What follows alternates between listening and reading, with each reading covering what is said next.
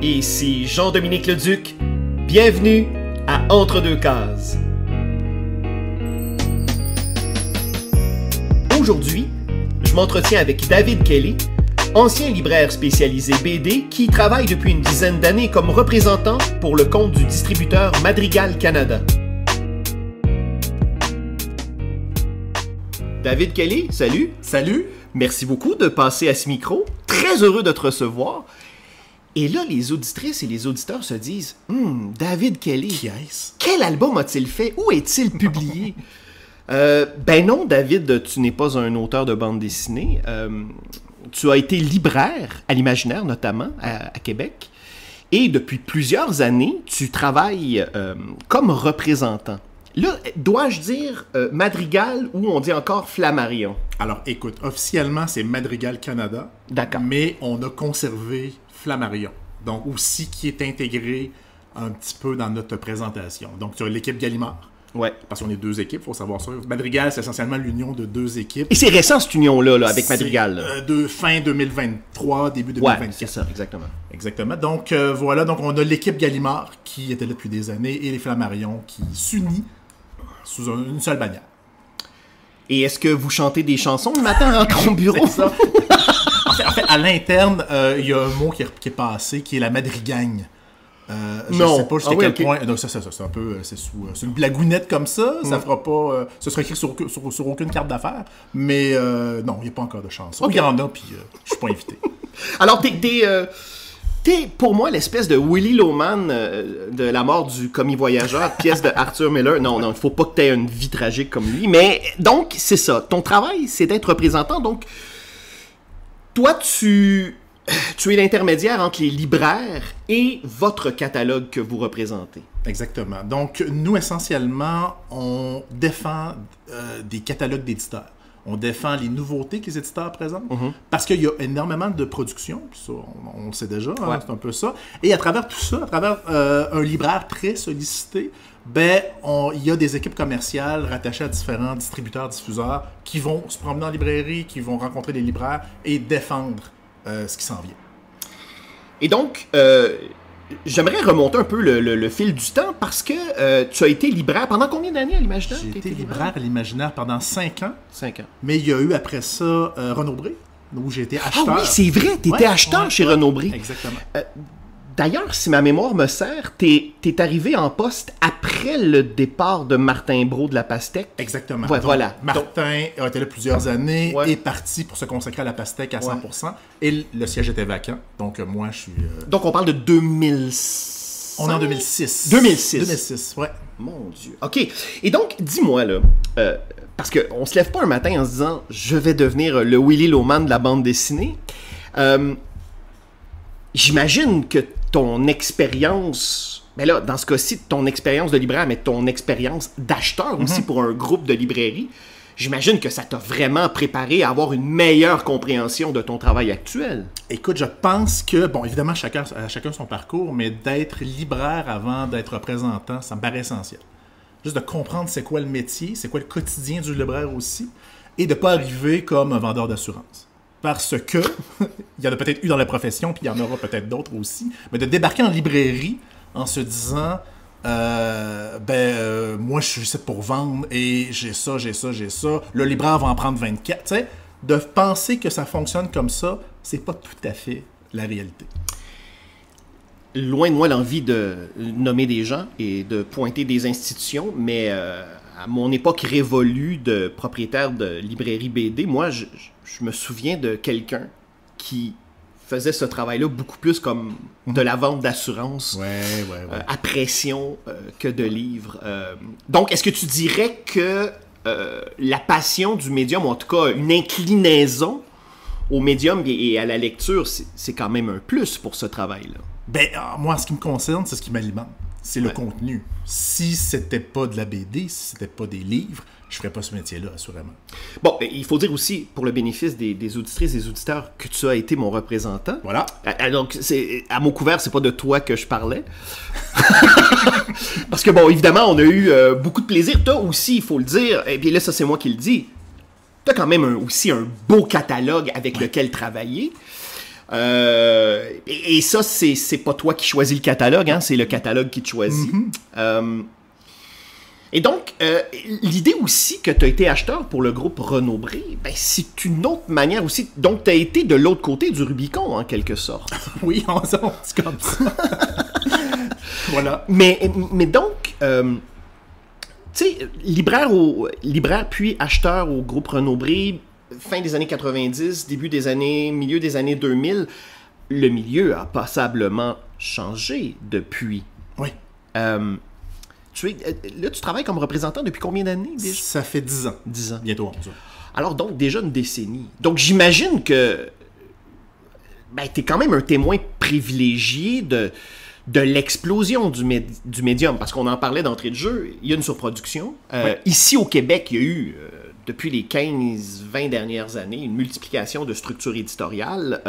D'ailleurs, dans votre catalogue, vous représentez l'éditeur québécois La Pastèque. C'est le seul éditeur de bande dessinée que vous représentez dans votre Québécois, oui. J'espère que je ne commets pas un impair. Bon, il y a eu des collaborations entre La Pastèque et Atelier 10 pour certaines BD documentaires, mais sinon, c'est notre principal éditeur québécois de bande dessinée. Sinon, du côté européen, vous avez notamment Casterman. Vous avez aussi, au niveau des mangas... En fait, Saka, qui est la collection manga de Casterman. On a maintenant Meian, qui est un éditeur aussi de manga français, et d'autres éditeurs quand même qui font des super trucs. Je pense à Sarbacane. Ah oui, Sarbacane, qui est vraiment un éditeur soucieux, hein, qui a des œuvres... ben tiens, comme représentant, j'imagine qu'il y a une différence entre débarquer avec, je sais pas moi, un Xème album... savant sur Tintin et un album d'un auteur obscur chez Sarbacane. C'est-à-dire que ce catalogue-là, il est vraiment particulier parce qu'il y a une prise de risque. En fait, eux, c'est l'espèce de grenade champ gauche qui est capable de faire une commotion en librairie. Là, je pense, et j'ai un exemple, 1984. Ah oui, de Xavier Coste. Exactement. Ben oui, c'est formidable. C'était magnifique. Graphiquement, une proposition pas si grand public, peut-être sur papier, mais qui a trouvé ses lecteurs, qui a été un succès dans une année où tous les éditeurs s'étaient dit « Hey, on va se faire une adaptation de 1984. » Ah oui, parce qu'il y en a eu plusieurs. Il y en a eu une chez Glénat, je me souviens. Ben oui, parce que c'est tombé dans le domaine public. Exactement. Et d'ailleurs, Xavier Coste a récidivé. Et je le présente d'ailleurs dans mon top 5 des albums de la rentrée dans le dossier des libraires. 1985. Alors, il est culotté, Xavier Coste, là. Parce que baigné de ce matériel-là, et il l'a exploré avec tellement de panache. Peut-on faire une suite à 1984? Ben écoute, les libraires embarquent. Donc tous les libraires qui ont vu le projet font « Ah oui! » Et la question c'est, est-ce qu'il y a eu un roman 1985? Non, je ne penserais pas. Bon, mais ils acceptent la proposition. Ils se souviennent du succès de 84. Puis... Et bon, moi je l'ai lu sur ma tablette et j'ai lu le fichier PDF et vraiment, tu sais, quand on entre dans une lecture puis qu'on espère que ça va être au niveau, parce que l'album précédent était extraordinaire, en même temps en me disant, mais quelle audace! Et c'est excellent. Oui, c'est vraiment, et c'est beau, mais en même temps, tu sais, lisez pas ça si vous vous sentez... Si c'est une mauvaise journée qui pleut, fraîche, frette, lisez pas ça. Non. Lisez ça au gros soleil, là, avec une bière fraîche, ou en tout cas, une camomille, mais c'est un album formidable. Donc là, toi, par contre... Donc, par exemple, t'as présenté ce titre-là, toi. Oui. Et comment était, d'ordre général, la réception là, de tes clients et clientes? Ben, la réception est très bonne. La majorité se rappelait de 1984 de Coste aussi. Et l'outil qu'on a, et qui est très, très terre-à-terre, ben, c'est d'avoir dans notre fiche de présentation, voici ce que tu as vendu d'un titre miroir. Donc, le libraire à qui on présente une BD, une nouveauté ou tout ça, on a, parce que, bon, alors, encore une fois, les libraires sont très sollicités, on a des outils qui leur permettent de se rappeler, ah oui, c'est vrai, en 2020, pendant une année, j'ai vendu tant d'exemplaires. Oui, je me rappelle, ça a fonctionné, ou je l'ai aimé, ou que je l'ai lu, ou non. Voilà, donc c'est un gage un petit peu, un filet de sécurité pour les rassurer que voici, il y a une base, puis on construit dessus. Donc, évidemment, les chiffres parlent. Ça, c'est indéniable. Est-ce qu'aussi, dans ton travail, bon, évidemment, tu présentes l'aspect miroir, mais est-ce que ça entre en ligne de compte, par exemple, la réception critique? Est-ce que, par exemple, dans ton travail, tu peux t'appuyer sur un appareil critique pour sensibiliser tes clients libraires à dire, OK, ben ce livre-là, le précédent album, critique favorable, est-ce que ça fait partie de ton outillage, ça? Tout à fait, absolument. Ce qui est plus difficile, c'est quand le dernier d'un auteur a été une déception. Et là, il revient avec un nouvel album plus fort, parce que souvent, on les a lus en amont, ces albums-là. Ouais. Plus fort. Et là, nous, on est convaincus en tant que représentants que, écoute, oublie le dernier.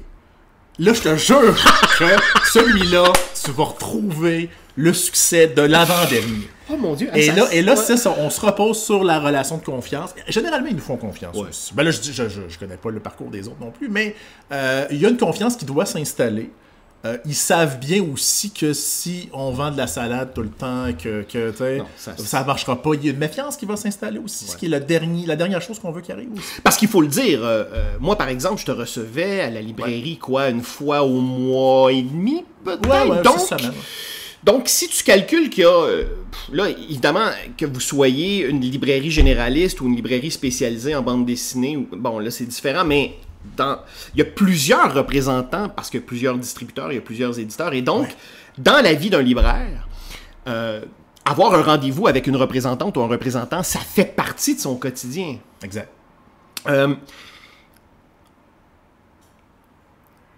Est-ce que... Parce qu'en 10 ans, puis aussi rétrospectivement avec tes anciens boulots, est-ce que tu as l'impression, comme représentant, que auprès de tes clients libraires, que la bande dessinée gagne du terrain sur le rayonnage? Est-ce qu'il y a plus de curiosité? Est-ce qu'il y a plus de demandes? C'est indéniable, c'est présent. Bon, puis si je remonte au-delà d'il y a 10 ans, c'est même que j'étais en librairie à l'Imaginaire, on restait un marché très niché, on restait un marché de collectionneurs. On avait vu arriver des Paul à la campagne, par exemple, des petites choses comme ça qui étaient un peu le début de quelque chose, et on sentait qu'il y avait quelque chose qui se passait, mais d'avoir des trucs aussi grand public, de voir que la BD... Rabagliati a combien de murailles à Montréal, présentement, tu sais?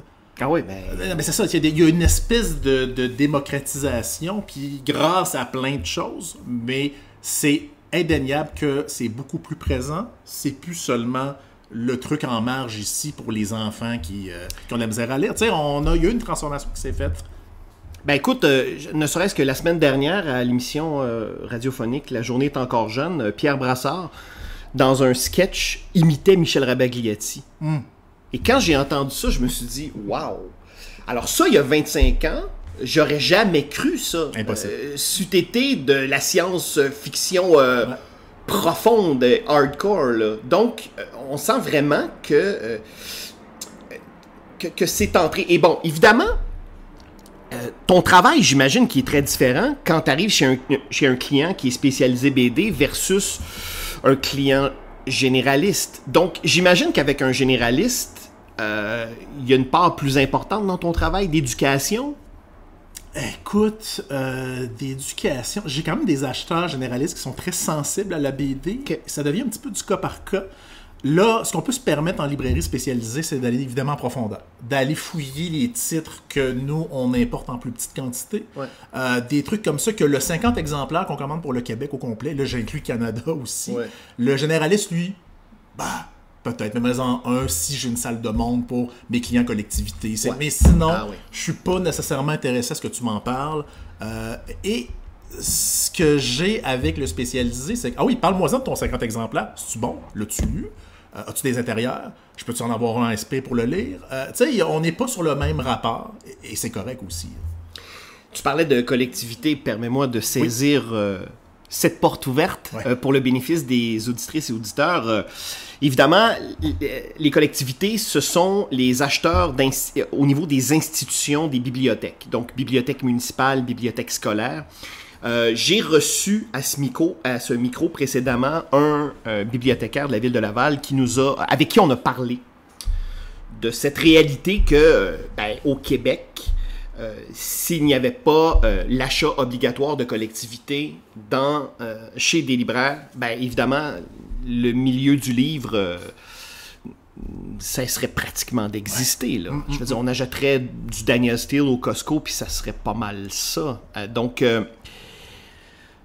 j'imagine que aussi, dans ton travail, tu te dois de pointer dans ton catalogue des titres qui peuvent aussi séduire des collectivités. Et est-ce qu'il arrive parfois que tu as des titres dans ton catalogue qui sont davantage pour les collectivités que le grand public? Oui, on le sent bien. Ouais. Il y a une mode présentement de documentaires en BD. Je pense beaucoup chez nos éditeurs européens. Tantôt Casterman, la science en BD, les fonds marins en BD, l'espace. Et un acheteur de librairie qui est sensible à ces bibliothécaires va tout de suite sauter sur l'occasion. Ce qui ne sera pas le cas généralement pour le libraire de quartier ou qui, lui, c'est plutôt autre chose qui va l'intéresser. C'est fou, ça, parce que c'est ça, c'est que on a l'idée que la lectrice, le lecteur, c'est quelqu'un qui pousse la porte d'une librairie ou qui pousse la porte d'une bibliothèque puis que ça s'arrête là. Mais c'est beaucoup plus que ça. Tu représentes aussi Rutsev, qui est un éditeur que je trouve très intéressant. D'ailleurs, on y a vu ces dernières années l'auteur de Titeuf, Zep, qui a fait d'excellents albums chez Rutsev. Est-ce que comment ces petits éditeurs de pointe en Europe, sais-tu comment ils perçoivent le marché québécois? Parce que c'est quand même une goutte d'eau dans un océan anglo-saxonne, là. Je me suis toujours posé cette question-là. Comment perçoivent-ils notre marché? Parce que quand on commande 50 exemplaires d'un titre d'un catalogue pour un continent, je disais, si on regarde purement les chiffres, c'est quand même assez anecdotique. Exact. Mais en même temps, est-ce que tu sens qu'ils perçoivent notre marché québécois francophone comme un marché en pleine ascension, en développement, en ébullition? T'as-tu une idée de ça? Pour la BD, je t'avouerais que je suis un petit peu... Bon, je sais qu'on a des gens qui vont faire des tournées européennes, je pense à Jean-Paul Haït, je pense à Michel Rabegliati, et qui le font très très bien avec succès. Bon, à l'occasion, on va passer un spécial Québec, tu sais, puis je trouve que ça va être un peu folklorique, là, tu sais, mais pour prendre une comparaison, cette semaine à la Grande Librairie, qui est une émission française et très écoutée, donc il y avait Sébastien Duluth qui a publié un roman à la peuplade qui s'appelle Amiante, et il était invité au même titre que des grands auteurs français en même temps sur la même émission. Et en voyant ça, je fais, OK, peut-être que c'est pas juste... On n'est pas juste rattaché au spécial folklorique. Il y a peut-être là une intégration d'auteurs, d'autrices québécois. Oui, d'autant plus que son roman fait sensation. Ouais. Là, mais oui, tant mieux si on peut un peu se délester de la ceinture fléchée proverbiale, là, parce que effectivement, je pense qu'on est...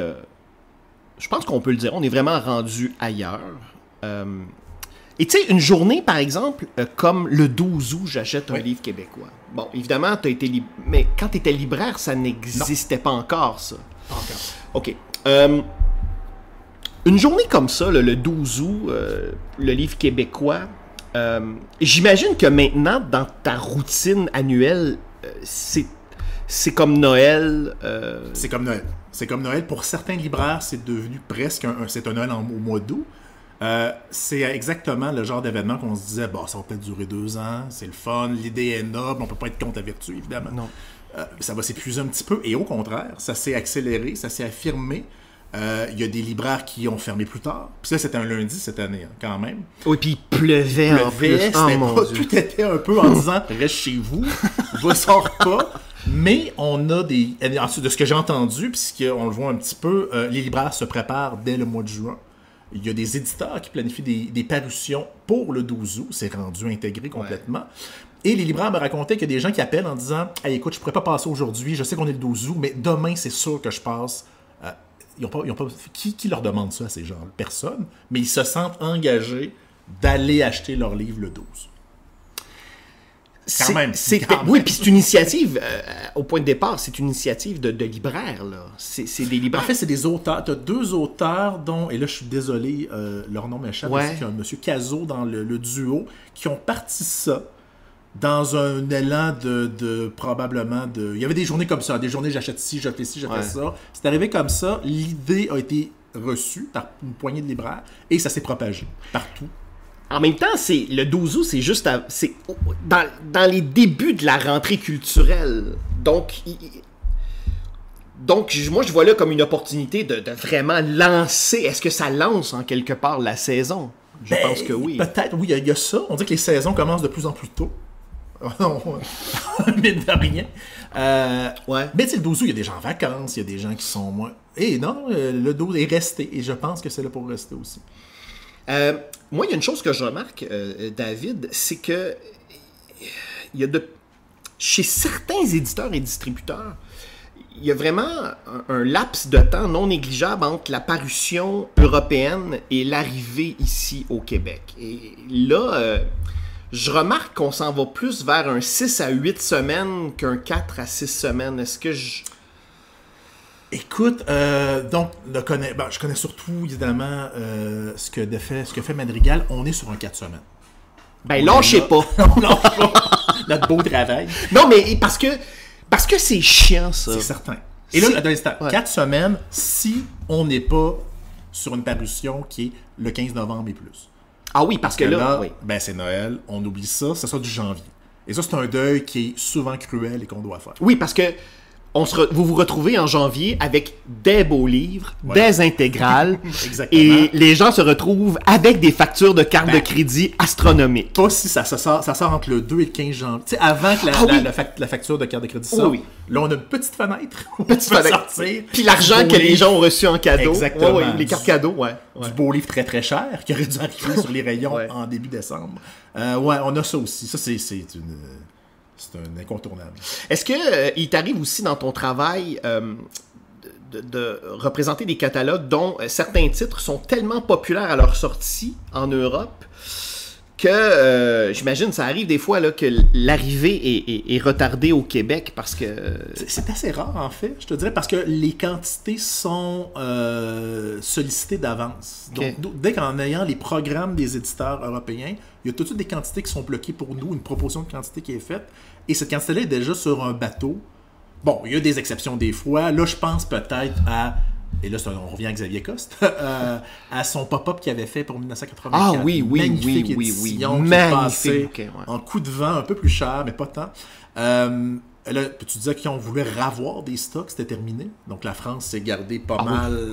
Moi, ça, je me souviens de ça. J'avais eu du mal, moi, comme libraire. C'est le genre de trucs comme ça, d'éditions spéciales, collector qui traversent des fois, pas tout le temps l'Atlantique, mais généralement, comme tout est fait en amont, ben, on est devant le fait accompli. Fait que oui, ça s'enflamme peut-être ici, mais on sait qu'on a une quantité qui s'en vient sur un bateau. Là, l'autre problème, c'est qu'il n'y en aura pas assez. Et on est dépendant après de la réimpression en France. Oui, mais bon, en même temps, on ne peut que se réjouir de succès tel, même si, comme lectrice-lecteur, libraire, c'est un peu frustrant de ne pas pouvoir servir tout le monde. En même temps, c'est un indicateur de succès. Exact. Et là, on rentre dans ce qui est le plus compliqué, je pense, autant pour l'éditeur québécois qui doit aller en réimpression parce qu'il y a un succès, autant en tant que distributeur-diffuseur de se dire, bon, là, ça s'enflamme, combien on en commande? Et est-ce qu'on va les sortir? Alors voilà, c'est cette espèce de... C'est gérer un succès. Parce qu'il faut le dire, il y a un élément non négligeable dans l'équation mathématique, et ce sont les retours. Parce que les livres à l'office, les libraires en prennent une quantité X, mais ils ont, sur la nouveauté, sur l'office, ils ont 1 an pour retourner des invendus. Donc, il y a ça aussi que l'éditeur doit tenir compte. Et ça, ces chiffres-là, ils les connaissent pas à l'avance du nombre de retours. C'est l'espèce de boomerang qu'on lance et qui peut nous revenir. Oui, l'analogie est vraiment excellente. Ouais. Des fois, ça peut être assez frontal. Probablement, oui. Mais bon, dans le moment, il faut servir le plus grand nombre. Oui, c'était une problématique. Surtout, tu sais, ça coûte tellement cher imprimer des livres. Puis, tu sais, les chaînes de production, je me souviens, il y a quelques années, lors des incendies dans l'Ouest canadien, les bateaux au port de Vancouver, les marchandises ne pouvaient pas traverser sur le chemin de fer. Donc, on était pris. Saint-Laurent, ça gèle l'hiver où il y a un truc. Les bateaux sont pris. Il y a une tempête en mer. Il y a des containers qui prennent la flotte. Et grève au port de Montréal aussi. Grève, ouais. Et là, il y avait une grève en France au Havre, donc là, c'était décalé. Et tout ça, bon, c'est pas mon quotidien, mais j'ai un collègue qui le fait assez bien d'ailleurs, qui gère tout ça. Mais ouais, qu'est-ce qu'il y avait aussi déjà? Et là, je remonte à une vieille anecdote, mais un container qui tombe dans l'eau. Oui, ben c'est ça. Oui, c'est ça, excuse-moi. Donc, ouais, c'est ça, exactement. Puis tu sais, un container qui tombe dans l'eau, c'est rarement ton truc à 50 exemplaires obscur. Là. On parle d'un container d'Astérix ou d'un truc... Ah ouais, évidemment. Ah, mon Dieu. Le destin s'acharne. Ouais. Comme lecteur, parce que bon, évidemment, tu as été libraire, donc, puis bon, faut le dire, là, dans ton catalogue, tu représentes la bande dessinée, mais pas que. Tu as aussi du roman. De tout, cuisine, essai, livre pratique. Donc, moi, j'avais été embauché à la base il y a 10 ans, plus de 10 ans, chez Flammarion, comme spécialiste BD et jeunesse. OK. Mais les structures de diffusion, comme encore récemment, changent beaucoup. Et on a intégré donc beaucoup d'éditeurs. Et là, on m'a dit, David, tu ne seras plus représentant jeunesse BD, tu vas être généraliste. Et c'est sincèrement, puis là, je suis pas juste dans le discours corporatif, là, mais c'est probablement une des meilleures choses qui m'est arrivée. C'est-à-dire que là, je me suis dit, OK, je suis capable de faire autre chose et de diversifier mon catalogue. Est-ce que tu testes des recettes des livres que tu... En fait, tu pourrais m'inviter pour un podcast de livres de cuisine. OK, excellent. Ça. Excellent. Ouais. Puis aussi de croissance personnelle de vedettes aussi. Ça, c'est toujours très, très le fun, les histoires de vie. Mais donc, dirais-tu que... parce que, évidemment, tu représentes des ouvrages, donc il faut que tu lises. Bien sûr. Évidemment, tu vas lire d'abord les ouvrages que tu représentes, hein, ça va de soi. À quel point ta culture de bande dessinée que tu t'es construite au fil des années comme lecteur, j'imagine que c'est un extraordinaire outil, que ça te sert à tous les jours. Oui, avec... bon, évidemment, des fois, l'herbe est plus verte chez le voisin. Donc, évidemment, quand je vois un voisin qui... a le nouveau Gaston, par exemple, ou des choses comme ça, je fais « Ah! Tu sais quel... ça, ah oui! » truc qui aurait été chouette à gérer et à faire. Ouais. Mais je suis pas du tout à plaindre. On a un super catalogue, on a plein de titres qui sont... Puis bon, peut-être qu'à l'occasion, le voisin dit la même chose de Madrigal aussi. Hein. Ah oui, assurément. Parce que, tu sais, le Gaston, t'es content quand tu l'as. Ben oui, évidemment. Mais c'est arrivé une fois, là. Oui, exact. Bon, l'Astérix, lui, est aux 2 ans. Il est aux 2 ans. Mais j'imagine l'Astérix, là, ça tombe sur des listes automatiques, dans le sens où les libraires font, vont pas réfléchir au nombre qu'ils vont prendre, c'est, ah ouais, j'en prends 50, j'en prends 100, j'en prends 300, puis go. Mais c'est ça, donc, est-ce que tu dois garder intacte ta capacité d'émerveillement? Puis je m'explique, c'est que quand on fait un travail où la lecture est au centre et au cœur de notre pratique, et là, je vais me citer en exemple. Tu sais, moi, je lis une 15aine d'albums de bande dessinée par semaine. Ça serait te mentir, mon cher David, et j'oserais jamais faire ça, te dire que ma capacité d'émerveillement est intacte. C'est qu'à un moment donné, il y a une fatigue qui s'installe, parce que quand on lit les grands... Puis moi, c'est pour ça que comme lecteur, sur mon temps de lecture personnelle, souvent, je retourne aux classiques m'abreuver, parce que je trouve là une source d'émerveillement. Mais... il est vrai que quand on lit, quand on est beaucoup dans la lecture de nouveautés, il y a un moment donné où il s'en fait beaucoup. Est-ce que tu trouves ça difficile, toi, comme lecteur, ou de conserver cette espèce de capacité d'émerveillement-là? Puis, il faut le dire, là, tu défends un très beau catalogue, là. Tout à fait. Tout à fait. Tu as de belles structures éditoriales, là. Est-ce que tu trouves ça... difficile. Tu sais, par exemple, là, dans ton catalogue, tu as, par exemple, un nouvel album d'un auteur très connu. Et, tu sais, c'est pas son top. C'est pas son top 25, mettons. Ouais. C'est comment de défendre ça? Donc, tu parles d'un album moins... Ben, un album moyen, mettons. Par exemple, là, on va prendre un auteur connu qui a signé des albums là, vraiment conséquents. Et là, son nouvel album est attendu. Tu l'as lu. Et tu sais que c'est pas au niveau. Est-ce que c'est difficile, un comme lecteur, deux comme représentant? Écoute, ici, je pense qu'il y a d'un commun accord avec souvent le libraire. C'est souvent dans le non-dit. Lui, il va peut-être le voir comme un énième titre de cet auteur-là. Ouais. Il est suivi. J'ai des lecteurs qui vont revenir à la charge, qui vont le réserver, qui vont le prendre et qui risquent de revenir au prochain. Donc, et même des fois, puis tu l'as vécu comme libraire, un client peut arriver en te disant que ce truc-là, c'est terrible, c'est épouvantable, mais il va revenir au prochain quand même. Tu sais, ce petit côté un peu de résilience ou de « je suis un auteur, je suis attaché, puis je reviens ». Ouais, accepter d'être un peu déçu, passablement déçu, où il y a une dépendance aussi. C'est le propre aussi des séries. Il y a des gens, tu sais, je parlais d'Astérix. Il y a des gens qui achètent le nouvel Astérix par habitude. Bien sûr. C'est quand même réjouissant que d'acheter une bande dessinée puisse devenir une habitude. Donc moi, je sais qu'il y a des puristes là, qui décrient le fait qu'à chaque album d'Astérix, il y a des gens qui l'achètent invariablement. Moi, je suis plutôt de l'école de me dire, il y a un pourcentage de rétention de ces gens-là qui vont lire autre chose. Oui, il y en a qui vont acheter l'Astérix, ils vont le lire, vont le mettre dans la bibliothèque ou ils vont le donner à leur petit-fils ou quelque chose comme ça, mais il y en a là-dedans, il faut avoir l'espoir. Je trouve quand même que c'est réjouissant qu'il y ait des gens qui aient l'habitude d'acheter un album, même si c'est un peu sur le pilote automatique. Et tu sais, comme lecteur, notre déception ne fait pas foi de tout. Quand on est dans un milieu de la librairie, même si j'étais déçu, encore là, il y a des lecteurs qui vont être très heureux du truc. Ou là, c'est de faire la part des choses. Puis peut-être l'expérience te dicte ça aussi au fil du temps.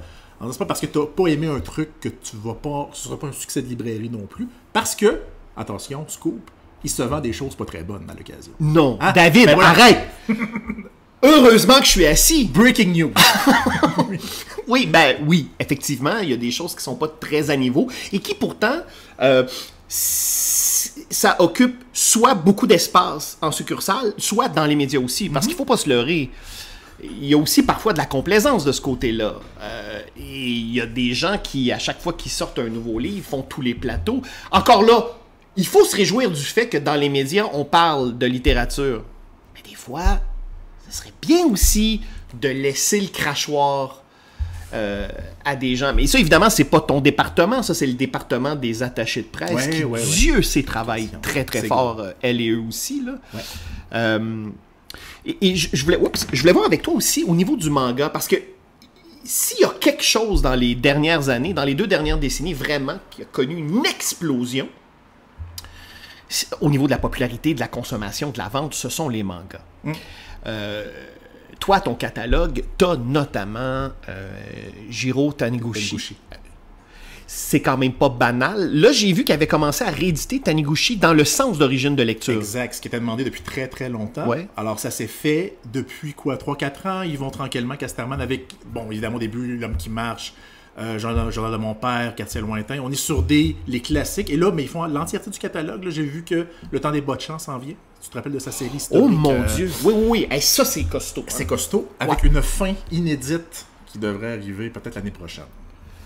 Mais donc, le manga, est-ce que ça t'exige un travail supplémentaire auprès de ta clientèle de libraire? Parce que moi, dans ma pratique, je le sens, puis je présente des conférences sur le manga et j'en présente en milieu scolaire et en milieu professionnel. Oui. Je fais de la formation auprès de libraires, auprès de bibliothécaires et souvent, le manga, c'est ce qui se rapproche le plus de croiser un chevreuil sur l'autoroute avec le regard paniqué. OK? Ouais, est-ce que tu l'as? Est-ce que tu sens encore ce regard-là auprès de ta clientèle? Écoute, rassure-toi, il est toujours présent.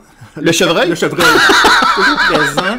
Je pense qu'il y a une reconnaissance de l'importance de la place qu'a pris le manga, la nécessité d'en présenter aussi, parce qu'il y a une clientèle très captive qui revient et qui connaît son truc. Ouais. S'il y a un petit angle mort, et je m'inclus là-dedans, où des fois on est un peu largué, c'est là, c'est dans le manga, que ses codes, qu'il y a ses sous-genres, heureusement, il y a des spécialistes qui ont émergé, il y a des éditeurs qui ont réalisé qu'ils ne peuvent pas être sur le pilote automatique aussi.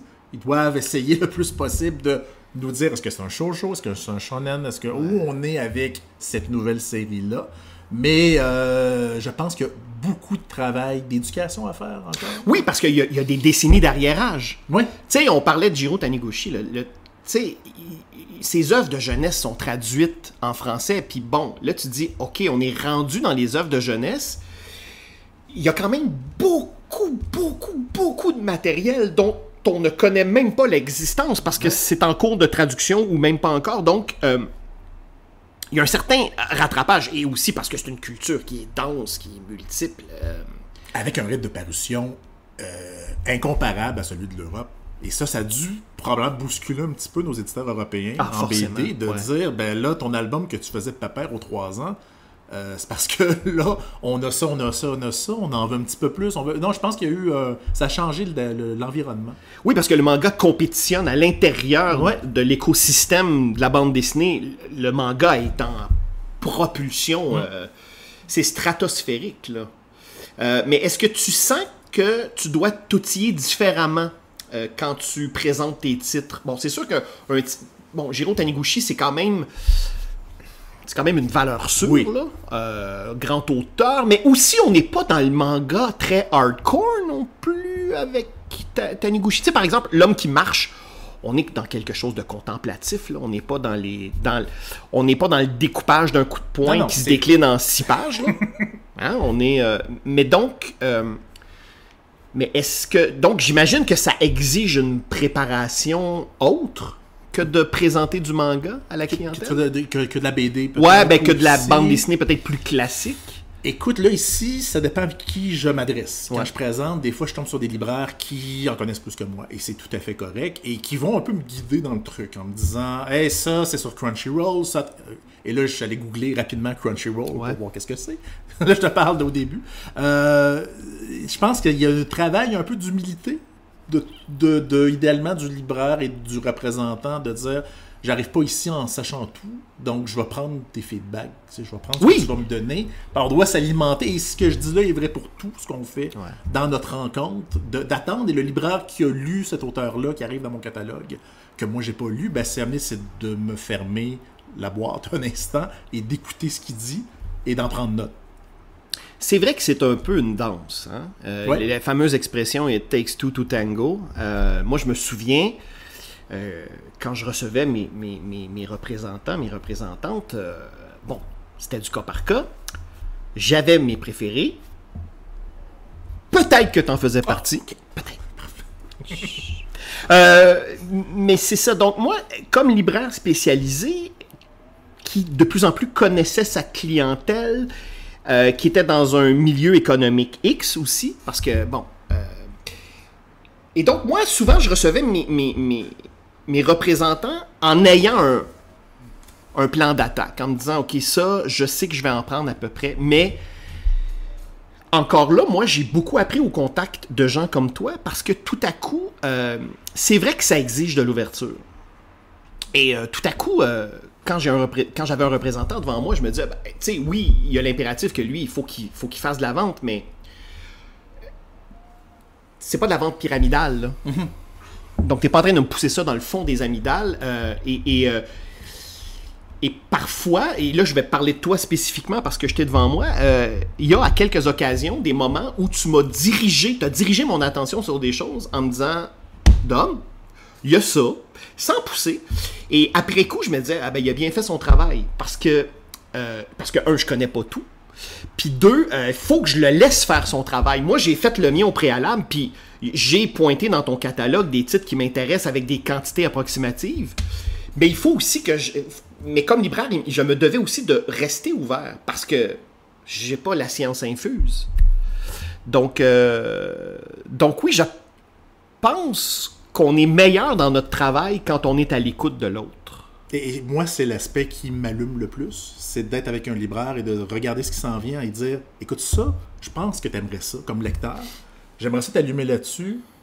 T'es réceptif, tu prends le truc et on fait un bon coup ensemble. Et tout le monde est gagnant dans le truc. Donc ça, je trouve ça beaucoup plus stimulant comme exercice que d'arriver quelque part avec des quantités un petit peu imposées dans ma tête. Ouais. Y aller de façon automatique. Bon, il y aura une part d'automatisme dans ce que je fais puis dans ce qu'on fait, quand on fait comme travail au quotidien, ça fait partie. Il y a trop de parutions pour ne pas devoir faire ça. Mais de s'arrêter et de dire, hey, un instant, ce truc-là, oui, ça c'est toi, j'ai lu, c'est vraiment bon, on y va, et ça devient éventuellement un succès. Dans ton quotidien de représentant, bon, évidemment, tu fais de la route. Oui. Chapeau bas. Chapeau bas. Ouais. Ton territoire est quand même assez grand. Ça a changé. Écoute, j'ai couvert une bonne partie du Québec, je t'avouerais. Présentement, c'est principalement Montréal, la Montérégie, jusqu'à Sherbrooke. Et j'oublie pas mes amis de l'Abitibi aussi, que je vais pas là régulièrement. OK, parce que c'est à côté de Sherbrooke. C'est à côté. C'est drôle, c'est ça. Il y a un raccourci, j'en parlerai. Hey, moi, juste de savoir que tu circules à Montréal, tu sais, ouais. Oh, mon Dieu, les gens se rendent pas compte. C'est plus simple d'aller...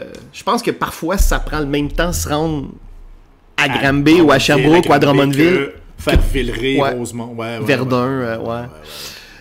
Donc, évidemment, tu fais beaucoup de routes. Au niveau de la répartition du temps, je me suis toujours posé cette question-là. Ouais. Mettons, dans une semaine, là, tu rencontres approximativement combien de librairies ou de libraires? Écoute, ça dépend un peu. Ce qui a changé dans la donne, c'est la pandémie. Donc, avec la pandémie, on a été forcé de faire un travail à distance. Des libraires se sont équipés de caméras pour pouvoir travailler sur Teams et d'autres plateformes. Donc, le métier a changé. Il reste que la visite en librairie d'un représentant fait partie intégrante du truc. Moi, je trouve ça quand même essentiel d'avoir une idée de l'espace du libraire. Ouais. Savoir, par exemple, que son rayon BD, ben, c'est des cubes. Il y a ça, il y a ça. Il y a 2 bibliothèques. Ou non, il y a une tablette maintenant parce qu'il a mis de la croissance personnelle.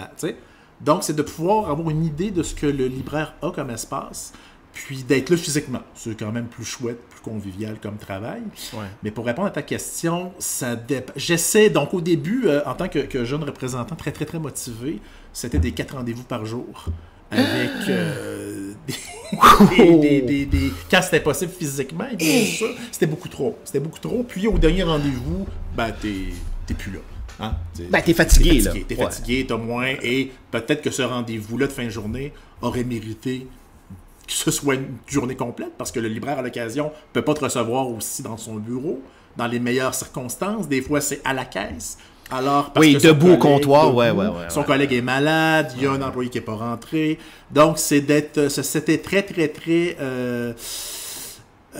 inconscient de se pacter autant en horaire que ça. Puis, ultimement, maintenant, avec le temps, c'est de faire des rendez-vous qui comptent. C'est-à-dire que si je vais te voir, ben, j'ai un programme pour toi. Ouais. Notre discussion, notre travail aura un impact. Si c'est un petit programme d'été où il y a 3 titres, ça va me faire plaisir de te voir. Mais est-ce que je vais vraiment aller te rencontrer? Je vais te faire perdre ton temps, tu sais? Alors, la fameuse phrase, ceci aurait pu être un courriel. Absolument. Voilà, c'est ce que j'avais en tête. Alors, c'est la différence entre un fonctionnaire qui est constamment... Puis là, bon, on le sait, là, c'est pas une idée préconçue, là, mais on est souvent en réunion, hein, quand on travaille dans le fonctionnariat. Mm-hmm. Et donc là, dans ce cas-ci, est-ce que tu fais encore...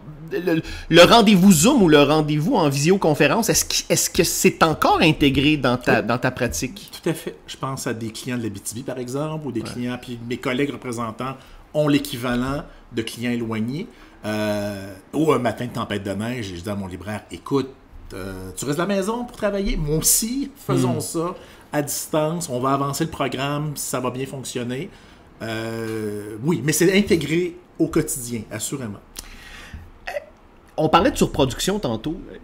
J'imagine que ça a grandement impacté ta manière de pratiquer ton travail, au-delà du fait que tu as intégré aussi du livre autre que de la bande dessinée dans ton travail de représentant. Mais, tu sais, il y a 10 ans, quand tu as commencé comme représentant, versus aujourd'hui, il se publie, somme toute, plus de bandes dessinées. Ouais. Peut-être qu'il y a 10 ans, on était autour du 5000 nouveautés francophones. Oui. Incluant réédition. Oui, incluant réédition, omnibus, machin. Ouais, OK. Et donc là, aujourd'hui, 10 ans plus tard, on doit être avec le manga, on est quoi, à 7? j'ai pas les chiffres, j'ai Non, pas vérifié non. avant de te parler, mais on est au-delà du 5000. C'est là. beaucoup. Ouais. Et ce là je l'ai vécu comme libraire à l'époque, où je me rappelle de semaines où je pouvais lire toutes les nouveautés qui arrivaient. Eh, ben Et non, là, ça se peut. je te parle de 2001. Ouais. T'as 20 ans, t'as du temps, ça va bien. Aussi, en plus. Aussi. Ouais. Et de faire, ben là, il faut que je lâche prise parce que j'y arriverai pas. Et quand, tranquillement, le marché s'est dirigé à un 5000 parutions, là, c'est tout simplement impossible.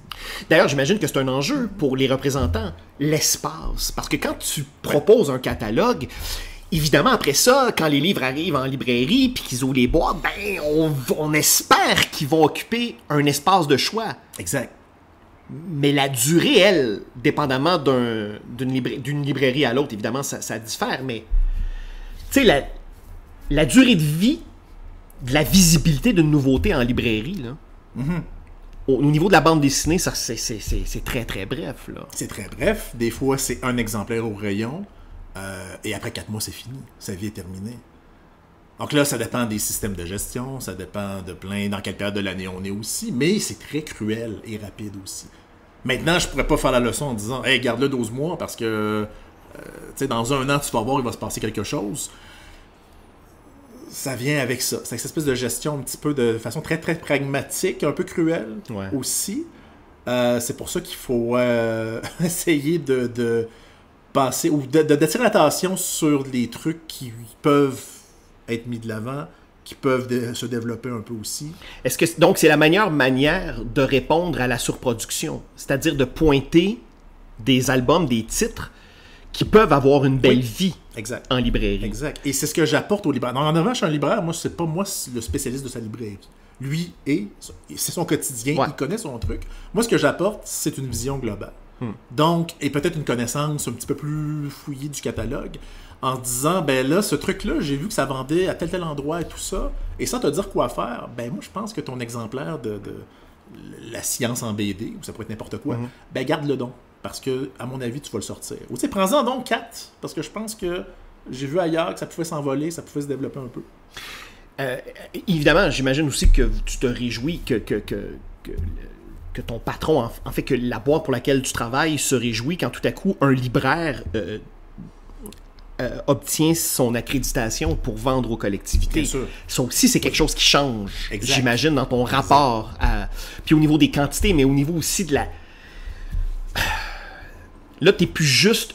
Oui, t'es dans la nouveauté, mais t'es dans la nouveauté au sens large. Parce que, comme on le disait plus tôt, ce qui entre dans une bibliothèque n'est pas forcément... Ou en tout cas, ce ne sont pas les mêmes albums qui sont fréquentés forcément en librairie et en bibliothèque. La surproduction, est-ce que tu vois un bout à ça, toi?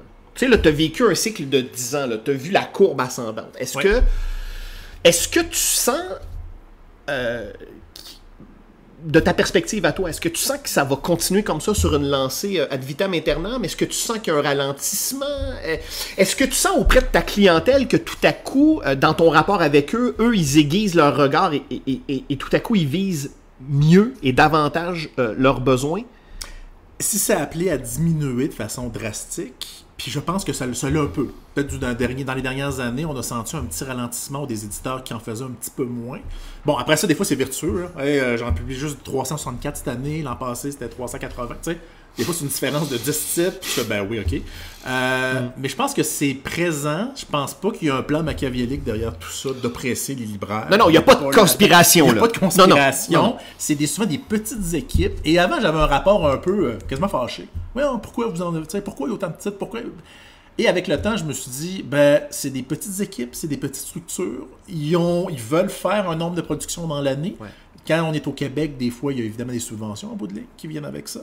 Des fois, tu dis? Ouais, voilà. Ben, tu vois, oui, des fois. Souvent.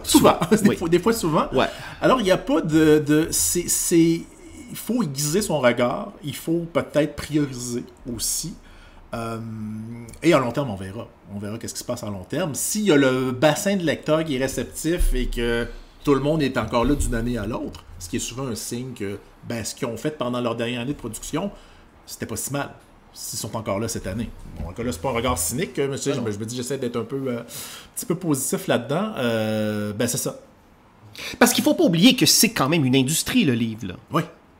Et que c'est un écosystème où il y a... c'est une chaîne, il y a plusieurs maillons. Et pour que ça se rende en bibliothèque ou en librairie, il y a beaucoup de... Il y a une longue chaîne, là. Il y a une longue chaîne. Il y a du travail en amont. Ouais. Il y a des décisions qui sont prises. Il y a d'adapter le marché. En fait, ce qui est produit en Europe pour le Québec, on est deux marchés complètement différents, on le sait bien. Il y a beaucoup de prises de décisions avant d'arriver en librairie pour présenter notre programme. Hey, d'ailleurs, tu dis ça. Est-ce que tu es en contact avec des collègues qui font ce travail-là en Europe? Je l'étais un peu. On a eu à l'occasion la chance d'avoir des réunions à Paris au bureau maire et de parler avec... Ça, c'est plate à Paris. Ah, ben, écoute, vas-y pas. C'est épouvantable. C'est bien mieux à la maison en pyjama, en visioconférence. Pourquoi partir quand je peux être chez moi? Et c'est comment pour eux, là-bas, le travail de représentants? Tu sais, on a l'idée que l'Europe, la France, la Belgique... Tu sais, la Belgique, c'est la patrie de la bande dessinée. Ouais. Est-ce que, comme représentant, ils débarquent dans les librairies avec des verres fumés, un indicatif musical, le signe Peace and Love en rentrant avec les confettis ou... Je serais curieux de savoir. J'ai pas vécu de rencontre. J'ai pas assisté à ça. Donc... Hey, tu sais, mettons, toi, t'es représentant, là, puis tu vas rencontrer les acheteurs de la FNAC. Là. Ouais. Hey! C'est énorme. Avec un stress, là, parce que si tu fais mal ton travail, tu viens... Ben non, mais je pense que t'es au courant. Je pense que tu retournes chez vous en pyjama, là, mais je veux dire, c'est stratosphérique, là. Ce que j'ai assisté, c'est le rapport entre les représentants et les éditeurs.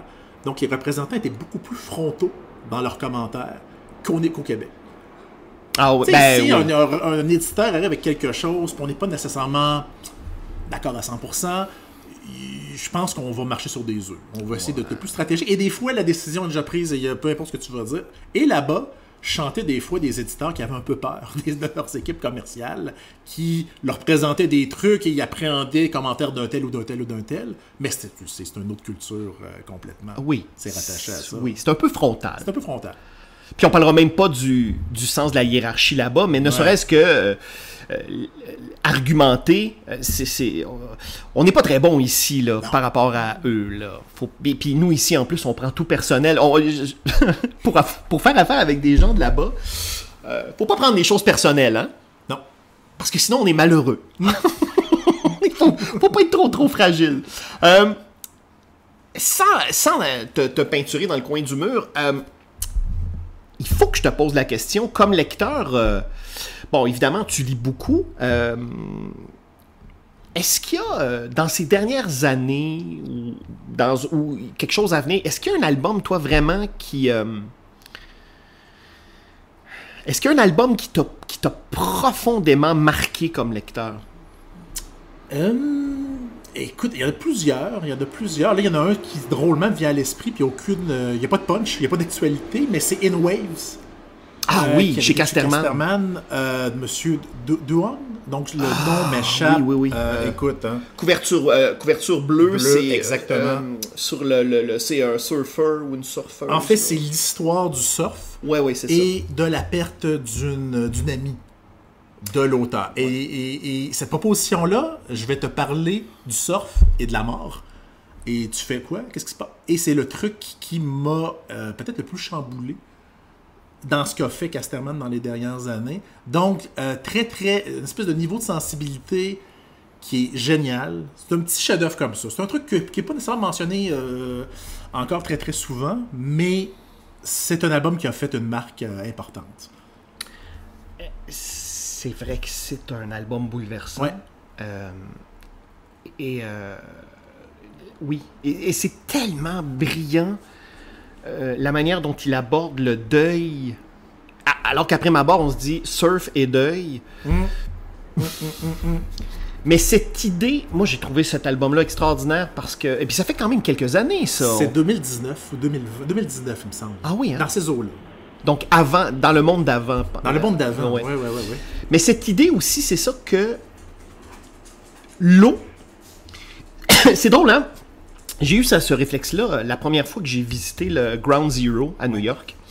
Le mémorial qu'ils ont fait aux deux anciennes tours jumelles. Hein, ils ont conservé le diamètre des tours et ils en ont fait des chutes intérieures. Et ce qui est fou, Et ce qu'on découvre rapidement, c'est que la symbolique de ça, c'est que on témoigne de la perte, hein, le trou, c'est ça, finalement. Mais l'eau qui ruisselle, c'est la vie qui continue. Et il fait une analogie extraordinaire avec le deuil, en disant, le personnage s'interroge en disant, c'est quoi mon rapport avec le deuil au quotidien? Est-ce que c'est un truc? Et c'est des vagues qui partent et qui reviennent. On est là. Moi, il y a un album chez vous qui est paru, qui m'a... c'est chez Casterman, c'est Jim, de François Scuiten, sur le deuil de son chien. Une claque, hein? Et moi, David, j'ai lu ça en PDF sur ma tablette et j'avais mis ma tablette à plat sur la table. Et j'étais obligé d'arrêter parce que je pleurais tellement que mon iPad était mouillé. J'essayais de tourner les pages.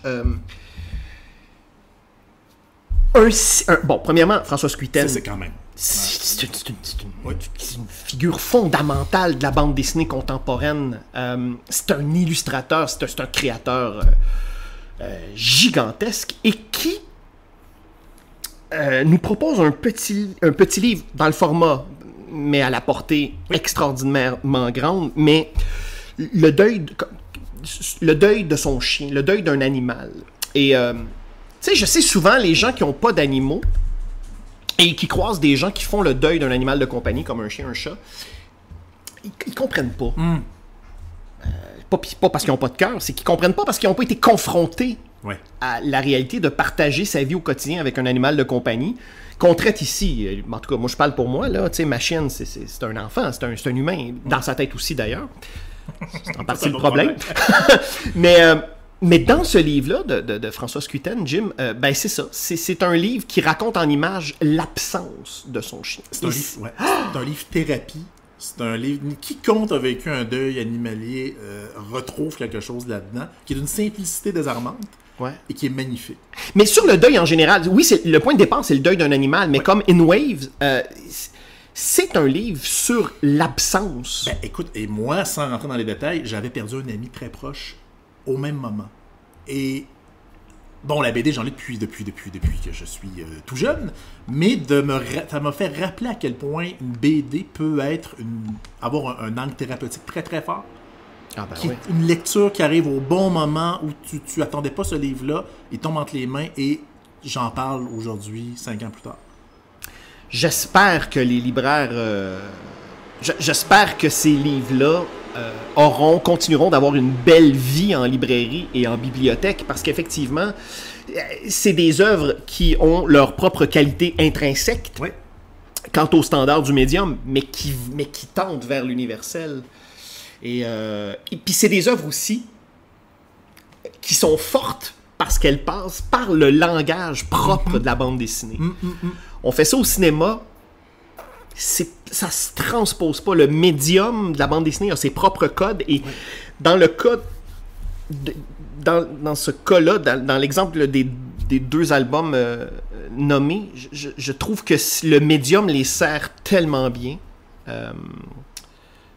J'espère que tes libraires en ont pris du Jim aussi, hein? Oui. Ça a très très bien fonctionné. Mais c'est aussi le défi du boulot qu'on fait, c'est-à-dire oui, il y a l'aspect nouveauté qui prend beaucoup de temps, qui prend beaucoup d'énergie, mais de continuer à faire vivre ces bons livres de fond qu'on veut qui se retrouvent en librairie. Et la beauté de ça aussi, c'est que maintenant, on voit chez les éditeurs une tendance à maintenir le fond en rééditant des volumes dans des formats plus petits, dans des formats plus économiques. Qui est un écho au manga, quand même. Ah ben oui, ça c'est une réponse directe. Une réponse des éditeurs. Nous aussi, on peut vous faire du format un peu moins cher, abordable.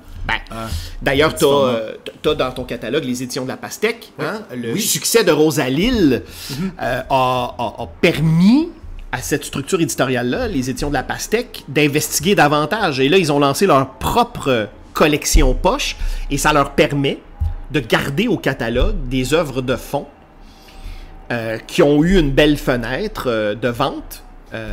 Puis bon, c'est quand même chouette d'avoir Comment faire de Guy Delisle. Écoute, je pense que c'est la 4e édition, 4e version de ce livre-là.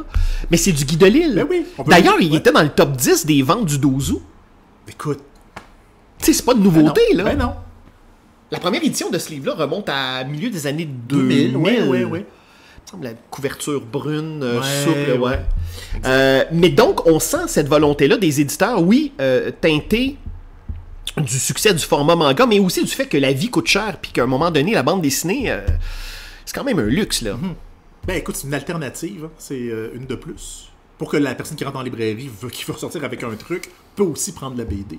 Cela dit, autant j'avais des réactions assez vives quand je présentais du roman. Bon, là, je ne vais pas rentrer dans le roman graphique. C'est le moins. Hey, tu veux vraiment aller là? C'est interdit. Non, il n'y a rien d'interdit à mon micro. Toi, est-ce que tu lis des romans Est-ce graphiques? que tu lis des romans graphiques? Je lis que des romans graphiques, Jean-Dominique. Rien d'autre. Pas de la BD, là, du roman graphique. Du roman graphique, ouais. De la BD à 50$ et plus. Alors ça, il y avait une résistance très forte il y a quelques années. Et maintenant, grâce à des Craig Thompson, grâce à des... bon, je remonte à Marjane Satrapi, Mouse, tu sais, on nomme-les, il y a plein de classiques. Ben, c'est autour de ça. Mais tu veux avoir ce morceau-là dans ta bibliothèque. D'ailleurs, tu parlais de Greg Thompson. Vous avez oui. en traduction française, j'ose dire, le retour de Craig Thompson. Je pense que oui. Parce que, bon, après Blankets, et moi, je considère pas que Blankets, c'est son meilleur album. Je suis d'accord avec toi. Goodbye Chunky Rice. Ah, mon Dieu. Habibi? Quand on... Oh non, non. Ah non, Habibi, c'est excellent. Oui, je dis pas que c'est pas excellent, mais on parlait du deuil. Ouais. Goodbye Chunky Rice, là, c'est un album extraordinaire. C'est son premier album. Et peut-être parce que j'ai un attachement très personnel, puis que là, je manque un peu de sens critique à l'égard de ce livre-là, mais il y avait une fraîcheur et une densité dans ce livre-là. Bon, Blankets, c'est l'album vraiment qui l'a consacré comme grand auteur. Oui. Habibi, c'est un morceau de bravoure aussi. Bon, tu sais, ses carnets de voyage, on sentait vraiment qu'il était inspiré par ce qui se faisait du côté... À l'assaut un peu peut-être. Ouais, à l'assaut, mais aussi même... Oui, beaucoup du côté européen.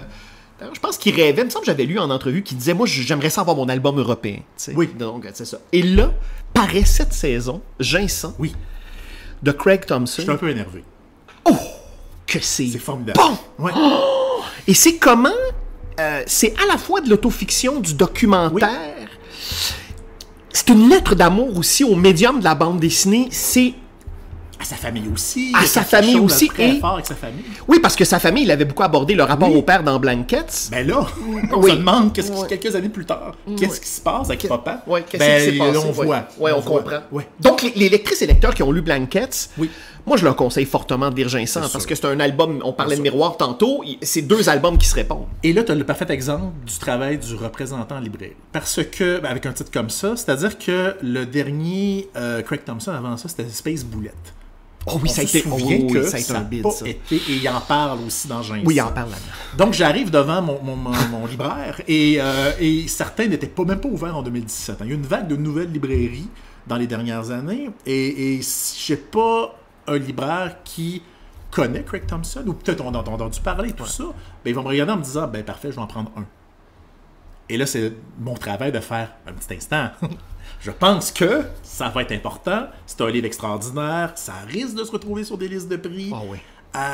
J'ai 10 raisons pour lesquelles tu devrais t'y attarder. Donc, cette discussion-là, qui ne peut pas nécessairement se faire si c'est une grille Excel, c'est un fichier.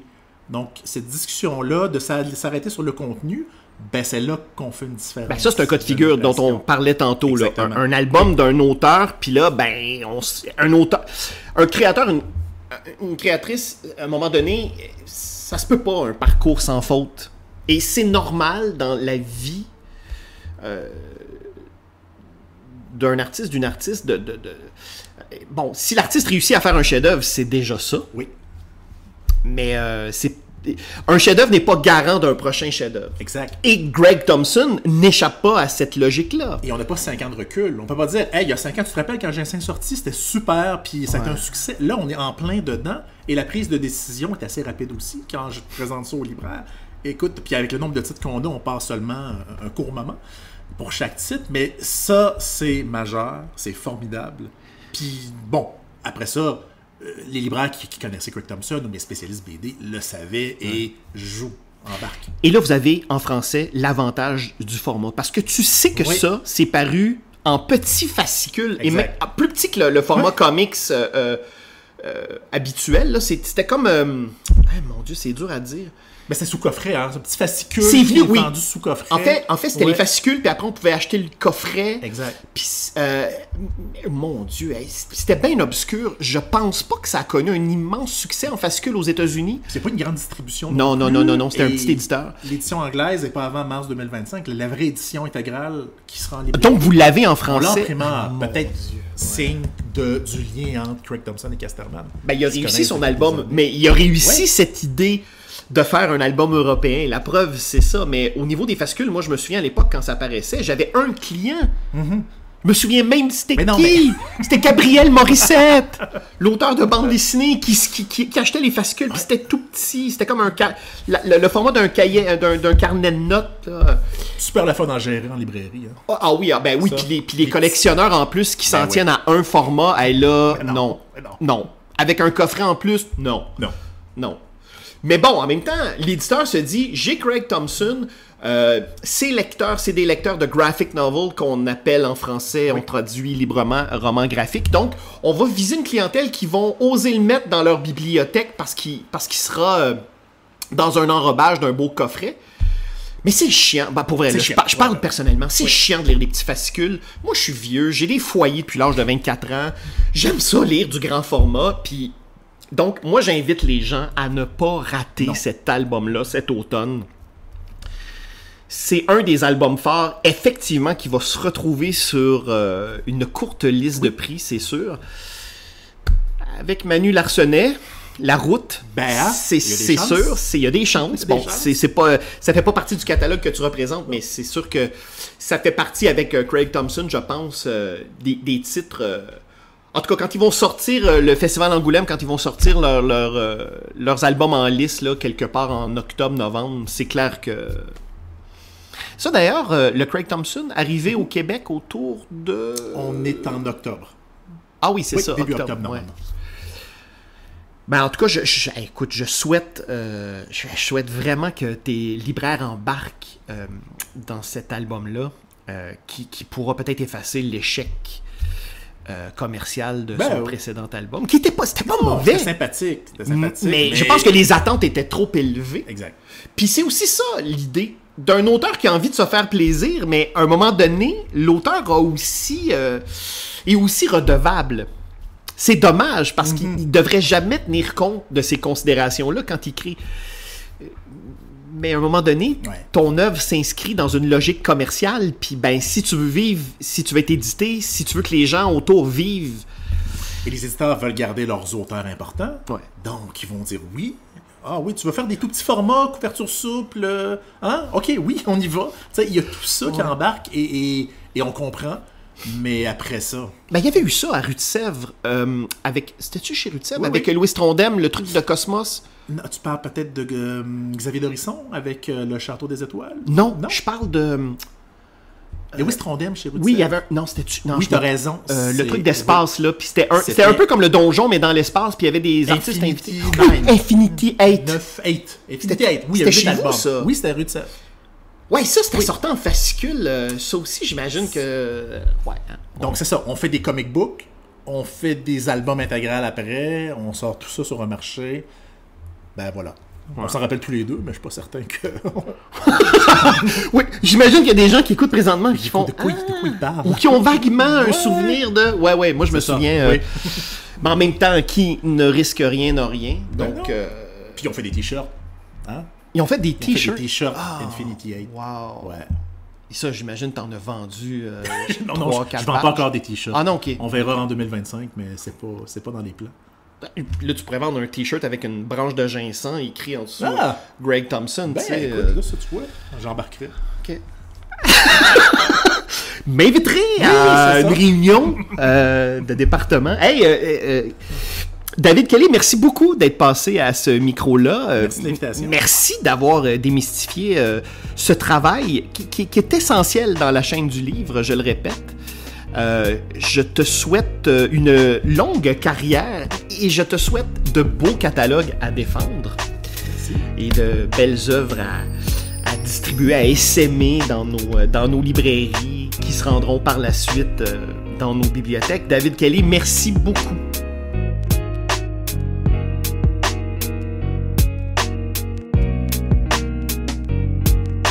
Pour suivre les activités du groupe Madrigal, rendez-vous au youtube.com/@Madrigal Canada. Indicatif sonore, Xavier Pinchot.